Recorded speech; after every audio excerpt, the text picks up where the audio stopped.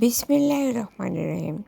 আসসালামু আলাইকুম সুপ্রিয় বন্ধুরা, দি রেইন কুকিং কটেজে সকলকে আবারও বাংলা নববর্ষের প্রাণঢালা অভিনন্দন।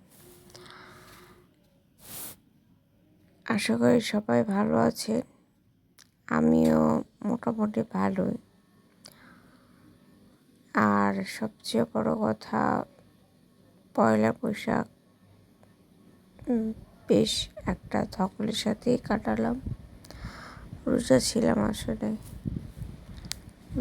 ভয়েস ওভার শুনে হয়তো বা বলতে পারবেন যে আমি কেমন আছি। সব কিছুর মাঝখান থেকেও চেষ্টা করি একটু হলেও আপনাদের জন্য সময় বের করতে। তা যা হোক, সুজলা সুফলা শস্য শ্যামলা আমাদের এই বাংলাদেশ। আমরা অনেকেই মনে করি যে নববর্ষ, এটা করা ভালো না, ওইটা করা ভালো না। কিন্তু আমি মনে করি যে নববর্ষটি কি আদৌ আমাদের? দেখুন, আমরা বাংলাদেশে, আমরা বাঙালি।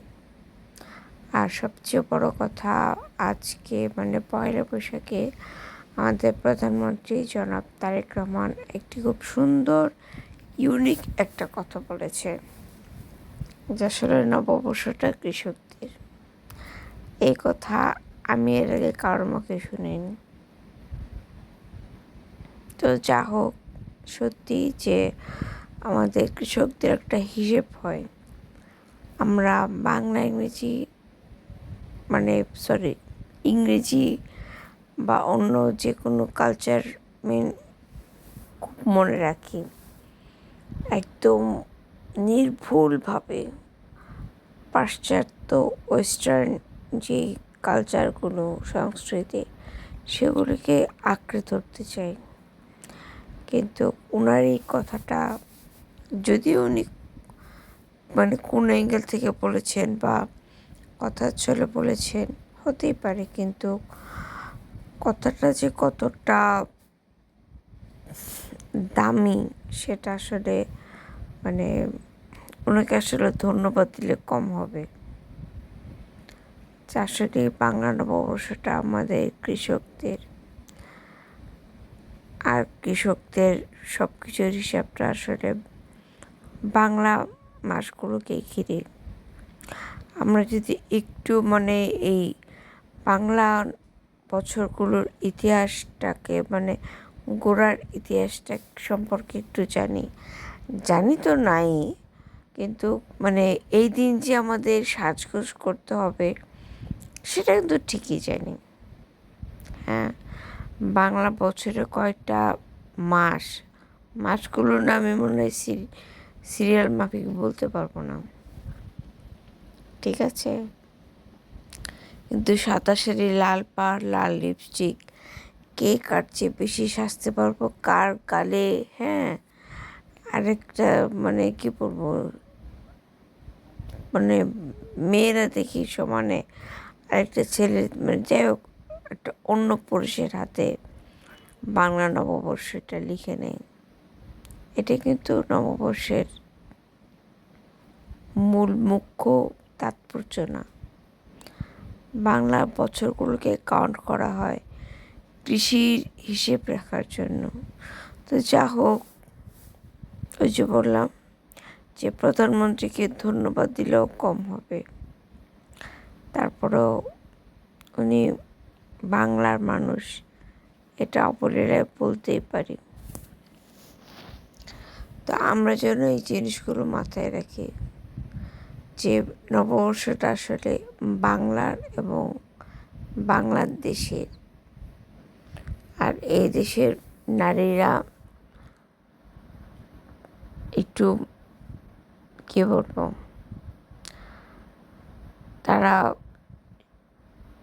একটা ঐতিহ্য সবসময় ধারণ করে, শালীনতা। তো বাংলা নারীদের মাঝে একটু শালীনতা থাকবে। মানে আমি কিন্তু ডিপে যাব না, জাস্ট ব্যক্তিত্বের দিকে একটু নক করব, যে আমরা প্রত্যেকটা মেয়েরা যেন এই বাংলাদেশের শালীনতাটুকু বজায় রাখি, ঠিক প্রধানমন্ত্রীর মতো। আর কে কে কোথায় গিয়েছেন অবশ্যই বলবেন। অনেকে বলে মেলায় যাওয়া ভালো না, মেলায় যাওয়া এই, দেখেন মেলায় যাওয়াটা খারাপ না, কিন্তু মেলায় যেসব অপকর্ম করা হয় তখন আসলে মানে জিনিসগুলো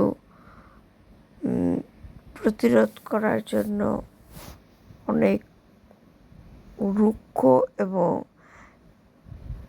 ওভার নেগেটিভ কিছু বলতে মানে যারা বলে আর কি, তারা বাধ্য হয়। সো আমরা যেন আমাদের সংস্কৃতির মানে ইতিবাচক দিকগুলো মাথায় রাখি, যা করব শালীনতার সাথে, কারণ শালীনতা হচ্ছে বাংলাদেশের ঐতিহ্য। এদেশের নারীরা লজ্জাশীল, শালীন।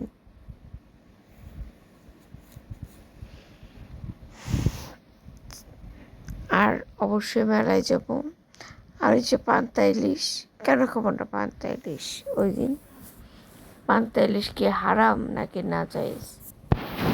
অবশ্যই খাবো, বন্ধু বান্ধব আত্মীয় স্বজন নিয়ে বসে খাবো, যাতে কি যেহেতু একটু সরকারি ছুটি, আত্মীয়তার হক আদায় হবে। খারাপ বললাম? তো ওই দিনে